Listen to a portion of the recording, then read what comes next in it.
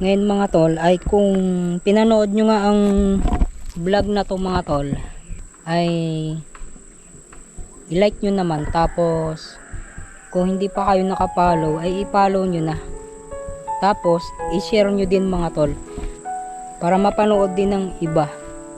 At yun, pag dadayo kayo dito mga tol sa mga ganitong lugar, bukod sa marami kayong mapagtanungan kung saan tong lugar na to, ay kung may mga dala kayo na pagkain mga tol, at kung may mga pinagbalatan ng mga pagkain na dala nyo mga tol, ay huwag nyo nang iiwan dito, dalhin nyo na uli pauwi, o kaya pag may nakita kayong basura mga tol ay doon na ninyo itapon, dahil napakaganda ng ilog na to.